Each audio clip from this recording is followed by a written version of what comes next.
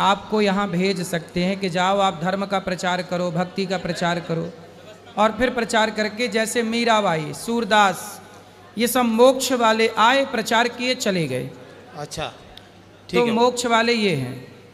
अच्छा, मतलब मोक्ष के बाद दोबारा जन्म हो सकता है भगवान सेवा के लिए। अब जैसे समर्पण भगवान में बना रहे। अच्छा, अब जैसे संत हैं, भक्त हैं, ये कौन है? ये मोक्ष ऑलरेडी है इनका। अच्छा, ये तो भक्ति का प्रचार करने आते हैं और अपना चले जाते हैं। अच्छा ठीक है, धन्यवाद जी। ईश्वर में मन लगाना ही मोक्ष है जी। राधे राधे महाराज जी। हाँ, जय श्रीमन नारायण। जय श्रीमन नारायण। मैं जोधपुर से आई हूँ महाराज जी, और जोधपुरी छापा लेके आई हूँ आपके लिए। तो मैं चाहती हूँ मेरा बाबू आपको पहनाए। पहना दो। अभी पहनवा देते हैं। मेरी इच्छा थी महाराज जी, और महाराज जी मेरे बच्चों पे आपकी कृपा बनाई रखो, और हमारे ना 3 भाइयों का परिवार है, उन सब पे कृपा बनाई रखना है कि हम सब खुश रहे महाराज जी। आ जाने दो छोरा, आ जाने दो बेटा, सुना करो प्रश्नोत्तरियां जी। 3 भाइयों का परिवार है, उन सब पे आपकी कृपा बनी रहे, सब आनंद में रहे महाराज जी। जी जी बिल्कुल। वाह भैया, जय बाबा। सही, खुश रहो महाराज जी। बच्चों को आशीर्वाद दो कि वो सफल हो जाए। बिल्कुल आशीर्वाद है। जय श्रीमन नारायण। जय श्री कृष्णा महाराज जी। जय श्री कृष्णा। इस तरफ ले आओ माइक। किसका प्रश्न है?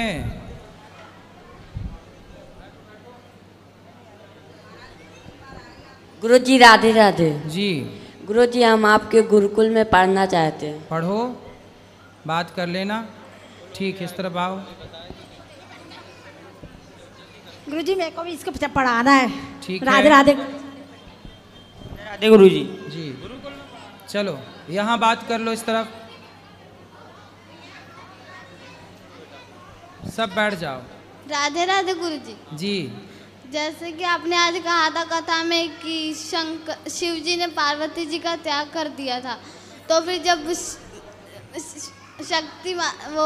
सती माता जब जलने लगी थी, तब शिव जी ने क्यों उठाया था पार्वती? वो तो देखो अपना धर्म पूरा कर रहे थे, कर्तव्य त्यागने का मतलब ये छोड़ी कि अब तुम्हें देखेंगे भी नहीं। ठीक है, राधे राधे। अलग त्याग की परिभाषा आपको समझनी पड़ेगी, वहाँ दो। गुरुजी राधे राधे। सब बैठो। कुछ लोग ये कहते हैं कि स्वर्ग और नरक जो है ऊपर है, कुछ लोग कहते हैं कि नहीं, व्यक्ति यहीं पर जाता है देख के। यहाँ भी है, वहाँ भी है, दोनों जगह है। कैसे आपको कहाँ वाले में जाना है? यहाँ वाले में कि वहाँ वाले में? कहाँ पर है, कहाँ पर गुरुजी? सरकारी हॉस्पिटल जाना, जर्नल वार्ड चले जाना, वो आपको नर्क का डेमो मिल जाएगा। हॉस्पिटल क्या है? नर्क है गुरुजी। नर्क है। और आप हरे भरे पार्क में हैं, हरे भरे हरियाली के बीच में एक अच्छे घर में अच्छा खा पी रहे हैं, आपके आसपास बहुत सारे आपकी सेवा में खड़े हैं, ये स्वर्ग है। यहीं पर आपके पास पैसा है, आप स्वर्ग में हैं, आपके पास सब कुछ है, और आप बीमार पड़े हैं, टेंशन में हैं, आप नरक में हैं। ऐसे ही वहाँ भी है स्वर्ग और वहाँ भी है नरक। ठीक है गुरुजी, राधे राधे। सब लोग बैठे रहो, सब्र रखो। गुरुजी राधे राधे जी। गुरुजी, मैं उत्तर प्रदेश जालौन जिला उरई से हूँ। मुझे आपसे एक प्रश्न था। जैसे मेरे दादाजी का देहांत 5 साल पहले हो गया था, और वो नवरात्रि थी और उस दिन परवा था, उनका दहन हुआ था। तो आपसे ये पूछना है कि काफ़ी संतों से पूछा, काफ़ी गुरुजी से पूछा, उन्होंने ये कहा कि आप 9 देवी नहीं बना पाओगे। मेरी माँ 9 माता की बहुत भक्त हैं और वो 9 देवी व्रत रहती हैं, तो इसका थोड़ा हमें बता दीजिए आप। तो मनाओ ना नवरात्रि, क्या दिक्कत है? नहीं, कुछ संत ने कहा कि जिस दिन परवा हुई थी उस दिन देहांत हुआ, परवा में अग्नि दहन गई थी, तो उसके बाद उन्होंने ये कहा कि उस दिन आप नहीं बना पाओगे, 9 दिन आपकी खोटी हो गई हैं, या फिर ऐसा कहते हैं, पर ऐसा कोई प्रमाण नहीं है इस बात का। भाई मरेगा आदमी, किसी ना किसी दिन तो मरेगा। इसलिए कोई भी शुभ कार्य नहीं छोड़ना चाहिए। छोड़ना है तो क्या झूठ बोलना छोड़ा, छल करना छोड़ा, गलत काम करना छोड़ा? नहीं छोड़ा ना। नवरात्रि छोड़ के बैठ गए ना, क्या फायदा है इससे? ये मान्यताएं गलत हैं, इन गलत परंपराओं को समाप्त करना है। जी गुरुजी। और गुरुजी काफ़ी लोगों ने ये भी कहा कि जैसे आपके यहाँ कोई गाय के नीचे बछड़ा या फिर उस दिन आपके यहाँ कोई लड़की या लड़का हो जाए तो आप बना सकते हैं। कहते ऐसा है, लेकिन इन बातों को कोई प्रमाण नहीं है, मनमुखी बातें हैं, कुछ भी कह दो आप। इसीलिए गुरुजी आपके पास आए थे, आपसे ये इसलिए कोई भी त्योहार बंद ना करो। एकादशी, रामनवमी, जन्माष्टमी, नवरात्रि सब मनाओ। जी गुरुजी, धन्यवाद गुरुजी। चरण स्पर्श गुरुजी। ये पीली मैया को दो, आगे बैठी पीली मैया। सब बैठो भाई, सब्र रखो। गुरुजी राधे राधे। हाँ, आपके चरणों में मेरा कोटि कोटि प्रणाम जी। मेरा प्रश्न ये है कि मेरा बहुत मन कर रहा था कि मैं भागवत करवाऊं, पोथी पाठ कराऊं, पर मेरा छोटा बेटा इतना आज्ञाकारी है, उन्होंने कह दिया था कि करा लो। तो ये बताओ मैं कब करा लूं? जब आपका मन हो, अगली बार में करा लेना। 6 जून से। 6 जून से है, तो यही पूछना था मुझे। सही। गुरुदेव प्रणाम। गुरुदेव, हमारा एक प्रश्न ये है, जैसे मंत्र जब से शरीर मन शुद्ध हो जाता है तो तन बहुत ज़्यादा अशुद्ध हो चुका है, जैसे कि बहुत सारे कर्म, बुरे कर्म हो गए हैं, वो कैसे शुद्ध हो? कोई भी पाप हो जी, भगवान की शरण में जाते ही, अब वो गलतियां ना करना, अब वो पाप ना करना, भगवान की शरण में जाते ही व्यक्ति निष्पाप हो जाता है। आत्मसमर्पण कर दीजिए, सब सही होगा। जी गुरुदेव, भगवान एक और प्रश्न है, जैसे कि क्या एक ही गोत्र में शादियां हो सकती हैं? नहीं होंगी, यदि नहीं करें तो अच्छा है। जी जी, धन्यवाद।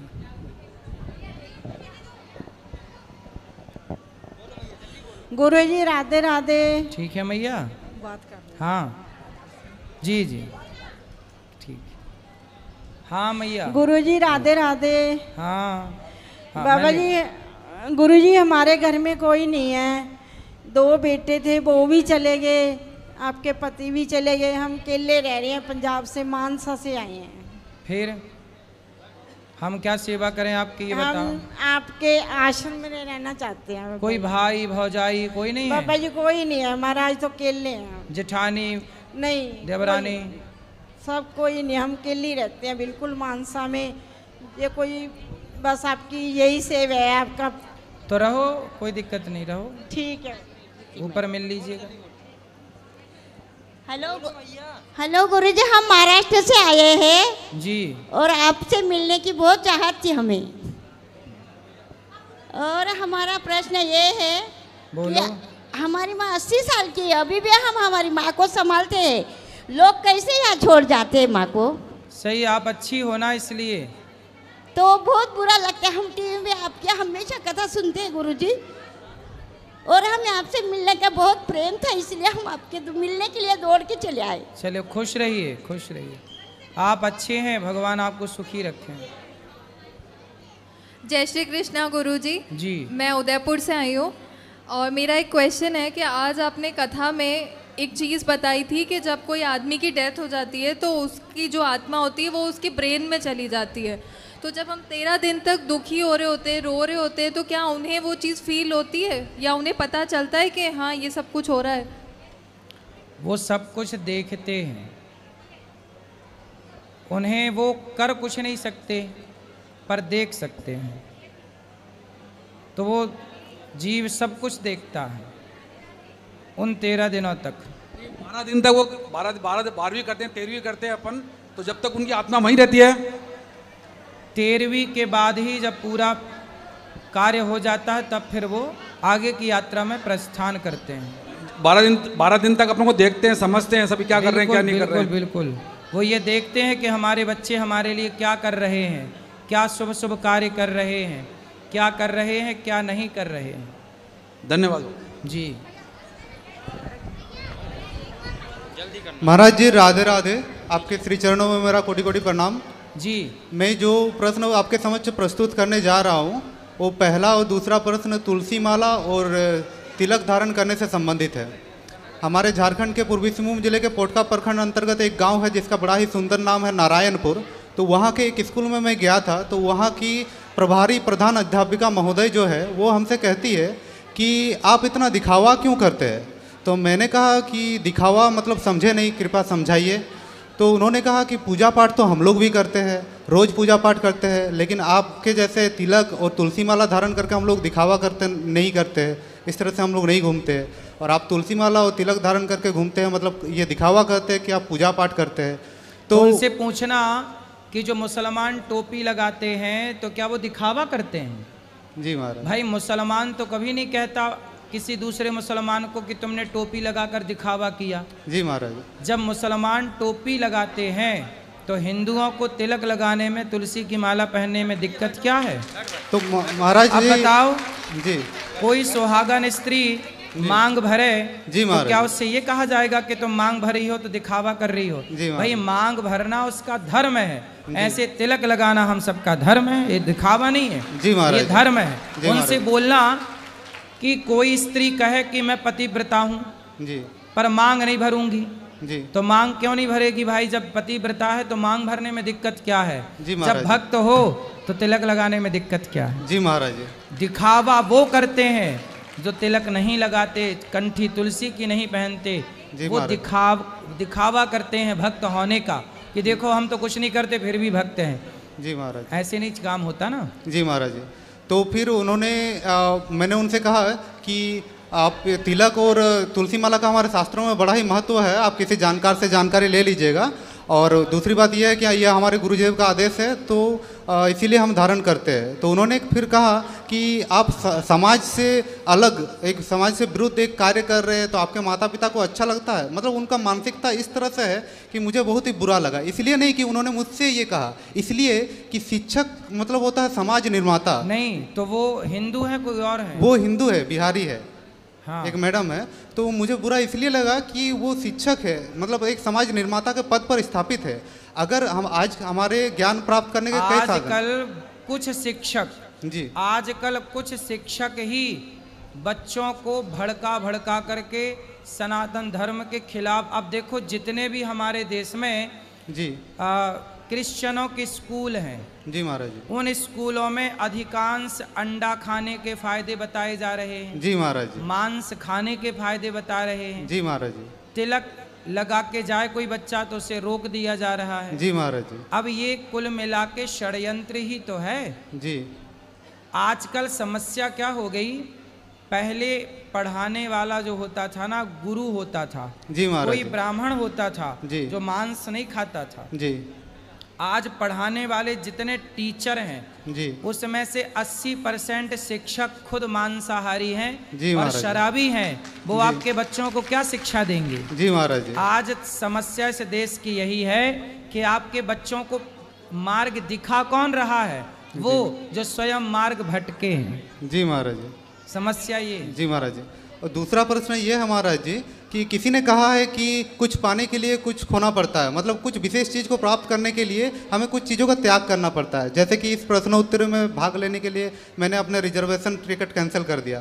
तो ऐसा है कि कुछ लोग कुछ बिना खोए ही सब कुछ पा लेना चाहते हैं। जैसे कि तुलसी माला और तिलक धारण करने के कई फायदे हैं, लेकिन कुछ लोग चाहते हैं कि वो फ़ायदा भी मिले हमें और हम सारा जो अशुद्ध चीज़ें हैं उन सबको भी ग्रहण करें, खाए जो जिसको नहीं खाना चाहिए, जैसे कि मांस मछली हो गया। तो उन लोगों के प्रति क्या मतलब आप अपना निवेदन है कि आप अपना मत प्रस्तुत करें। जैसे कि कुछ लोग कहते हैं कि जब मैंने तुलसी माला धारण करने के बाद मांस खाना छोड़ दिया लेकिन मछली खाते हैं। कुछ लोग कहते हैं कि हमारे गुरुदेव ने तुलसी माला धारण कराते वक्त कुछ भी खाने को वर्जित नहीं किया, मना नहीं किया है। जबकि मैंने खुद सुना है कि उन्हीं गुरुदेव ने कहा है कि आप तुलसी माला धारण करके भी अगर कुछ अशुद्ध चीज़ खाते हैं तो जो पाप लगेगा, आप नहीं धारण करके खाते हैं तो भी वही पाप लगेगा। देखो, धारण करो तुलसी की माला या मत करो जी, पर मांस तो किसी भी स्थिति में नहीं खाना चाहिए। क्योंकि मांस में आप किसी की हत्या करते हैं अपने स्वाद के लिए। जी महाराज। और अपना पेट भरने के लिए किसी की हत्या करना कहीं से कहीं तक ये सही नहीं ठहराया जा सकता। जी महाराज। और महाराज जी मेरा तीसरा प्रश्न है कि कुछ ज्ञानियों ने कहा है कि शास्त्र के अनुसार जो कर्म है वही धर्म है और शास्त्र विरुद्ध जो कर्म है वो अधर्म है। लेकिन हमारे गांव के कुछ पंडितों का कहना है कि बंगाली में वो कहते हैं कि पूथी पढ़ले की बुद्धि होए, इसका तात्पर्य है कि शास्त्र पढ़ने से क्या बुद्धि होता है। और कुछ तो ऐसा भी कहते हैं कि अगर हम शास्त्रों का अनुसरण करने लग जाए फिर तो हमें गेरुआ वस्त्र पहनना पड़ जाएगा। मतलब उनका तात्पर्य है कि शास्त्र साधु संतों महात्माओं के लिए ही है, गृहस्थों के लिए नहीं है। तो मेरा निवेदन है कि इस पर आप अपना मत। इसलिए पूरी दुनिया में हिंदुओं का एक भी देश नहीं है और मुसलमानों के वामन देश हैं 52। क्यों? क्योंकि मुसलमान का बच्चा चाहे शहर का हो या गांव का, जी महाराज जी, वो अपने मस्जिद में जाके अपना नमाज पढ़ता है और अपने मदरसों में जाके अपने धर्म की शिक्षा लेता है। लेकिन हिंदू गीता पढ़ने कहाँ जा रहा है, रामायण कहाँ पढ़ रहा है? कहीं नहीं। जब आप अपने गीता रामायण को त्याग देंगे तो आपका नाश तो हो ही जाएगा। मुसलमान आज 52 हम सनातनी करोड़ों साल से हैं, लेकिन करोड़ों साल से होकर भी हमारा एक देश नहीं है। और मुसलमान अभी 1400 साल से हैं, सिर्फ 52 देश हैं। जी महाराज। क्यों? क्योंकि वो अपने बच्चों को भले इंग्लिश मीडियम में ना पढ़ाएं, भले हिंदी मीडियम में ना पढ़ाएं, पर मदरसों में जरूर पढ़ाते हैं। वो अपने धर्म का, अपने मजहब का ज्ञान जरूर दिलाते हैं। अरे हिंदुओं को अपने धर्म का ज्ञान होता तो आज हमारे सनातन की भी जो सनातन का परचम है वो पूरी दुनिया में विश्व गुरु के रूप में लहराता। हम विश्व गुरु थे कब? जब सारे लोग गीता पढ़ते थे। जी महाराज जी। आज सबको हिंदू राष्ट्र चाहिए पर तिलक कोई नहीं लगाना चाहता। जी महाराज जी। गुड मॉर्निंग सब बोलते हैं, राम राम कोई बोलना नहीं चाहता। आज अपने बच्चों को कोई गीता नहीं पढ़ाना चाहता, सबको इंग्लिश मीडियम में पढ़ा के नौकर बनाना है। पढ़ लिख के बेटा तू पैसा कमा, पर गीता का ज्ञान किसी को नहीं चाहिए। जी महाराज जी। धर्म का ज्ञान किसी को नहीं चाहिए, जबकि मुसलमानों को उनके पंथ का ज्ञान है। जी। आज हिंदू से पूछो कि भगवान कितने होते हैं, उसे नहीं पता। जी महाराज। मुसलमान से पूछो कि तुम्हारे अल्लाह कितने हैं, वो भट से बता देगा। जी महाराज जी। क्यों? क्योंकि वो अपने पंथ का, मजहब का ज्ञान ले रहे हैं, हम अपने धर्म का ज्ञान नहीं ले रहे हैं। इसलिए हमारी बुद्धि गलत चीज़ों में, गलत खा करके, गलत लोगों के संग में बैठ करके। अब समस्या क्या है समझो जी। मुसलमानों को आज भी मुसलमान ही पढ़ा रहा है।